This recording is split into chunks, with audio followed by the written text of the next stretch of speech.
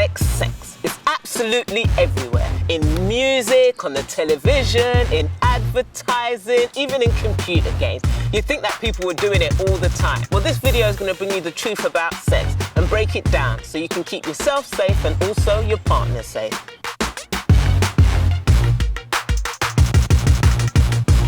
My name's Kat, short for Kathleen. This afternoon we're going to talk about sex. When do you think the word no means no? Not during sex. When she says during sex, she says no, stop. Then it's like, not really. Right, no, it's stop. Because girls just say that.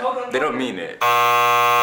Anyone involved in a sexual activity has to agree with it. This is known as consensual sex. Engaging in a sexual activity without the other person's consent is known as rape or sexual assault, and you could be prosecuted for it. If someone is drunk or high on drugs, they're not capable of giving sexual consent. If you do have sex with them, you could be prosecuted. You're doing it downstairs.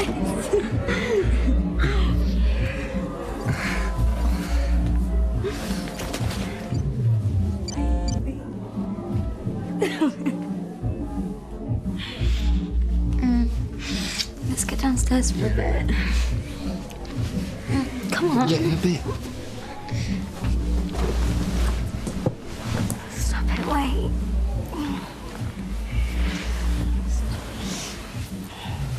No, I don't want to.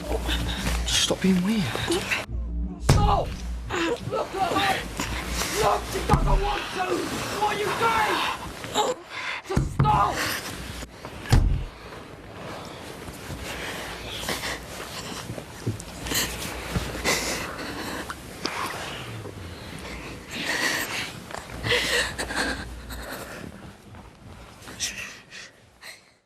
Like a girl is what underage, or if she agreed to have sex with you, and then afterwards she'd go to the police.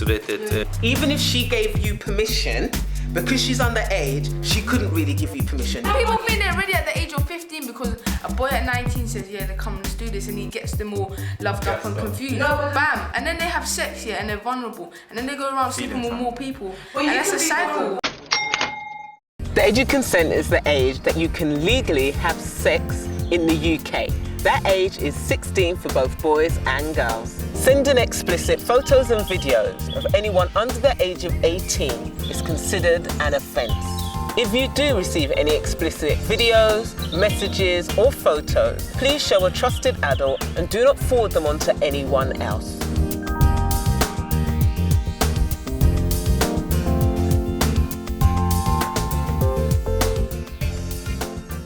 If you do forward these on, you could be charged with possession of indecent images of a child.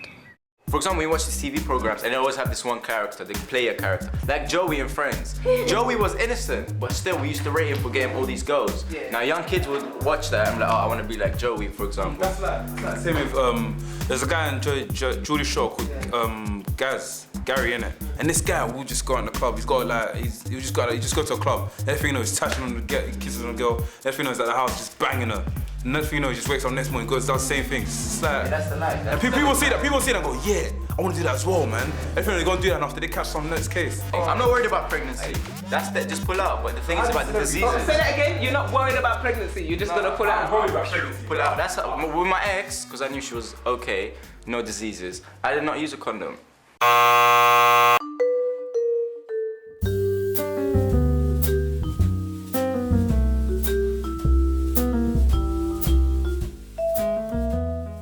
So I use them not for pregnancy. She didn't have a baby. No, but she got pregnant one time. But that's not, that's... But no, go back and just listen to what you said. No, because then it didn't work. No matter what myths you've heard about, you can't get pregnant the first time, you can't get pregnant if you do a handstand afterwards, you can't get pregnant if you have a bath, you can't get pregnant if the boy puts his penis inside you and pulls out before he ejaculates. You can. It's really, really important that you use contraception, both to protect against pregnancy, but also to protect against sexually transmitted infections.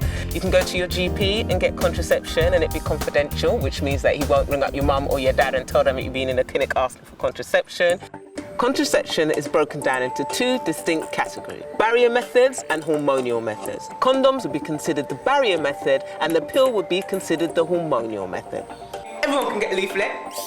And we're just going to quickly run through some of the contraception so that you can learn about it. With the pill, you have to take it consistently every day, even if you don't have sex every day. If I was a girl, yeah, and I had to do this, yeah, I'll be put off, man. I won't even open my legs, man. You know what? That's a good thing to say. A lot of girls use it, and a lot of girls fail because they do find it stressful. They forget to take it every single day. This is one type of the combined pill, and the reason I say one type is there's loads of different ones. If you go to the doctor or the clinic to get this, basically the doctor or the nurse is gonna ask you a whole heap of different questions about your health, and then they're gonna advise you on what pill you should take. This is called the combined pill. There's another type, which is basically called the progesterone only pill.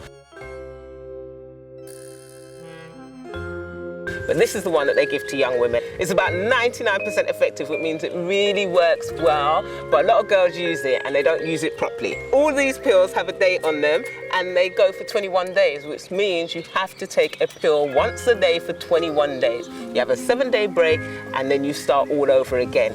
If you miss a pill, if you puke up or have diarrhea quite soon after taking the pill, if you don't take it when you're supposed to take it, all these things can actually stop the pill from working. It is really important to remember though that these are medication and they do have side effects. So if you find that it's not agreeing with you, go back to the doctor, go back to the clinic, and they can either put you on something else.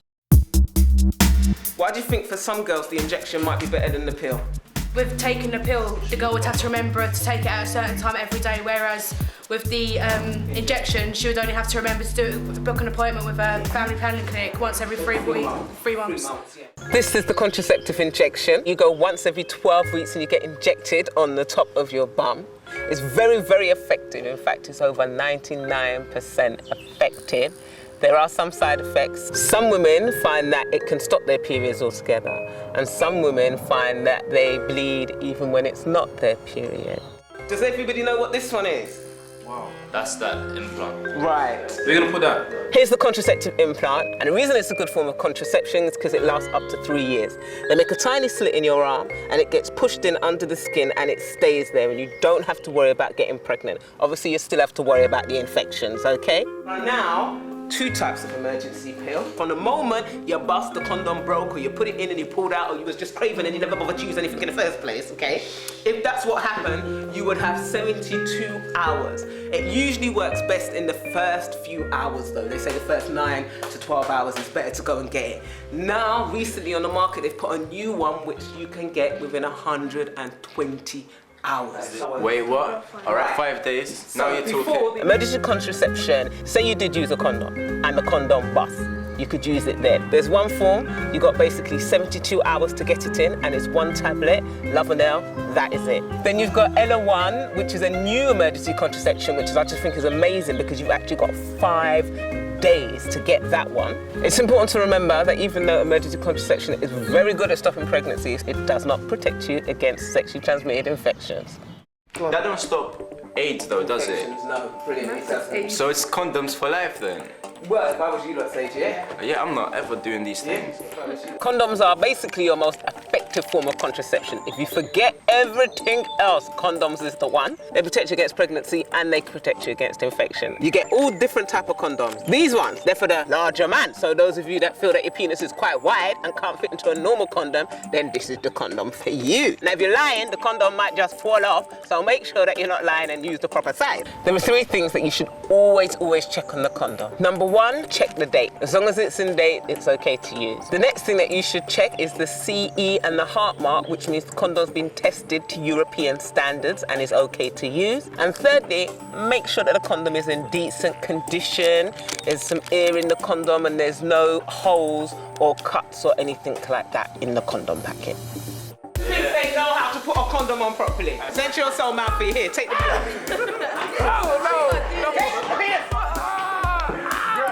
The condom comes out of the packet, and one of the ways to figure out if it's the right way on is try and make it look like a Mexican hat. Okay. Let me explain.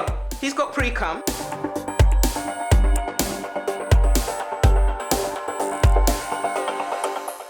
He's just put the condom on the wrong way. He's tried to push it down. Oh shoot, he's realised. He's now flipped it the right way. Where's the sperm now? If you do get it the wrong way round, you will find that it won't go down. If that happens, you need to take the condom off and you need to throw it away and start again.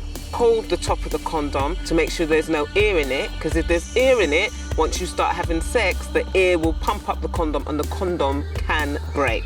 Roll the condom down slowly. Be careful if you've got nails or rings. Make sure you don't catch the condom and make sure you don't break it. Check the top again, make sure there's enough space. If you don't leave enough space, when the sperm comes shooting out of the penis, it can break the tip of the condom.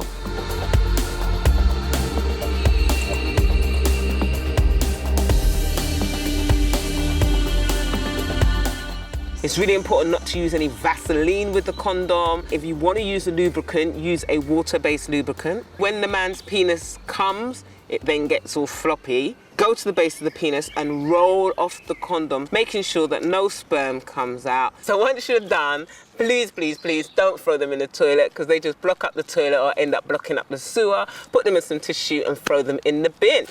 It's really important to remember that contraception, though very effective, it is not 100% effective. Remember to get yourself checked out at a sexual health clinic every time you change your partner, and also to think carefully about who you sleep with. What symptoms would you have? Yeah, right. There's the types, I get confused. Right, there's the type. I think I'm going to throw up. This is why in the Bible it says don't have sex, bro. This is why. If you had gonorrhea, women, vaginal discharge, yellowy, greeny, watery. Burning sensation when you try to go pee, and pain in your abdomen. Men, pain when you pee, tenderness in your testicles. It's important to remember, no matter what your sexual orientation, gay, lesbian, bisexual, heterosexual, you can catch a sexually transmitted infection.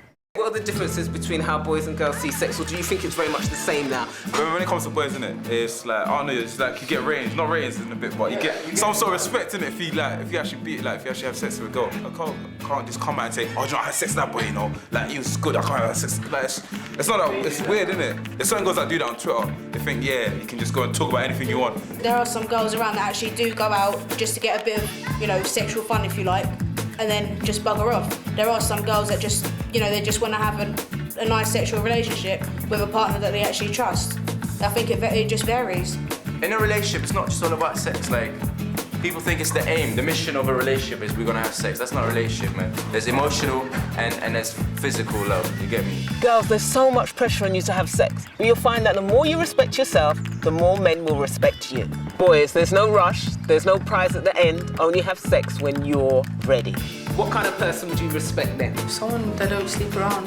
Your body's like sacred, isn't it? So, and it's special, so it should be there for someone special, isn't it? The ladies, first of all, I love you all. Second of all, don't be scared to wait with sex. If a man really loves you, and I tell every girl I know this, if he really loves you, he'll wait. Get followed up in all this media of like just going beating around the bush and just beating, not beating around the bush, but just beating other girls and that. Just lay off that. Don't care about Rihanna and all them Jersey Shore and all that. Just be yourself, man. Men, don't think that sleeping around with all these women will ever bring you happiness, and don't lose the woman of your dreams. Respect the woman, love the woman. Always respect yourself and your partner, and you can't go wrong.